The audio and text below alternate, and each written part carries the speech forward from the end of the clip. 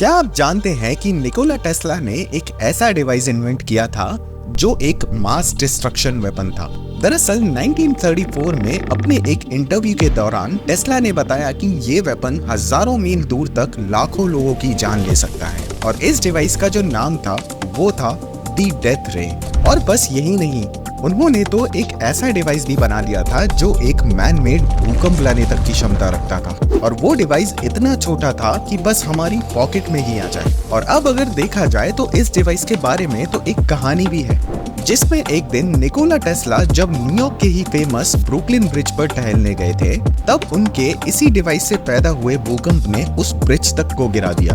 और अब आप इस बात से ही अंदाजा लगा सकते हो कि वो डिवाइस कितना ज्यादा पावरफुल होगा। तो उन्होंने आखिर ये डिवाइस कैसे और आखिर क्यों बनाया, चलिए इस वीडियो की हेल्प से समझते हैं।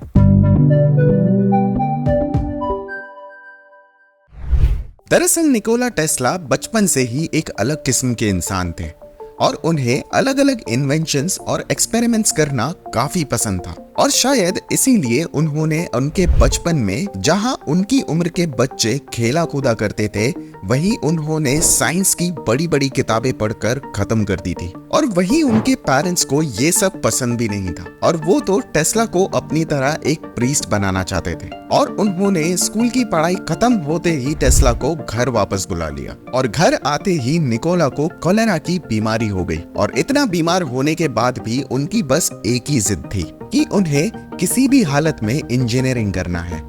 टेस्ला की बिगड़ती हालत को देखते हुए उन्होंने टेस्ला को इंजीनियरिंग करने की परमिशन भी दे दी और बस इसके कुछ ही दिनों बाद टेस्ला पूरी तरीके से ठीक भी हो गए। अब उन्होंने इलेक्ट्रिकल इंजीनियरिंग के लिए अपना एडमिशन ऑस्ट्रिया के ही एक पॉलिटेक्निक इंस्टीट्यूट में ही ले लिया और कॉलेज खत्म करते ही वो अपने एसी करंट के इन्वेंशन को लेकर थॉमस एडिसन के पास जा पहुंचे। और वही थॉमस एडिसन ने उनके इस एसी करंट को ठुकरा कर ये बोला, जाओ अपने डीसी करंट पर फोकस करो। और ये एसी करंट में तो कुछ भी नहीं रखा। लेकिन टेस्ला इससे बिल्कुल भी खुश नहीं थे और उन्होंने इस पे काम करने से भी मना कर दिया। इसीलिए उन्होंने थॉमस की कंपनी छोड़कर अपनी एक खुद की कंपनी स्टार्ट करी, जिसका नाम था टेस्ला इलेक्ट्रिक कंपनी। और इसी कंपनी ने एसी करंट को सबसे पहले दुनिया के सामने भी रखा, जिसके बाद ही टेस्ला बन गए थे the father of the AC current. और हाँ, आगे चल के उनके इसी सक्सेस के बाद से उनकी जिंदगी में इन्वेंशंस का सिलसिला शुरू हो गया। अब उन्होंने इलेक्ट्रिसिटी तो प्रोड्यूस कर ली थी, लेकिन उसे कैसे सबके साथ शेयर किया जाए ये नहीं पता था, क्योंकि उनके पास नॉलेज तो बहुत थी लेकिन उनके पास पैसे नहीं थे। वो फिर अपना ये आइडिया लेकर जेपी मॉर्गन के पास गए और फिर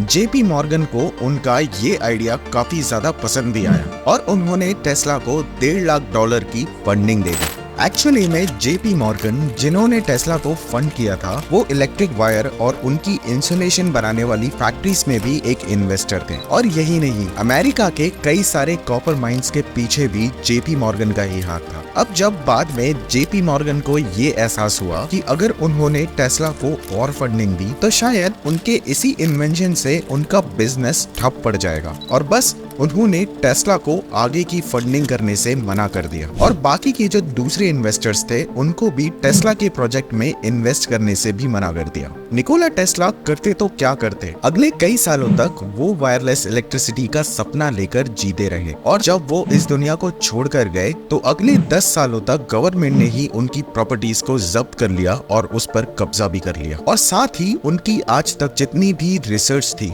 वो कई सालों तक एक सीक्रेट ही बनी रही। और उसके बाद भी कई लोगों का मानना ये है कि आज तक निकोला टेस्ला की जो वायरलेस इलेक्ट्रिसिटी का फॉर्मूला था वो कभी पब्लिक भी नहीं हुआ। तो फ्रेंड्स, अगर आपको ये वीडियो पसंद आई है तो इसे लाइक और शेयर करना ना भूलें और आगे ऐसे ही कुछ इंटरेस्टिंग टॉपिक्स को देखने के लिए अभी हमारे चैनल को सब्सक्राइब करें।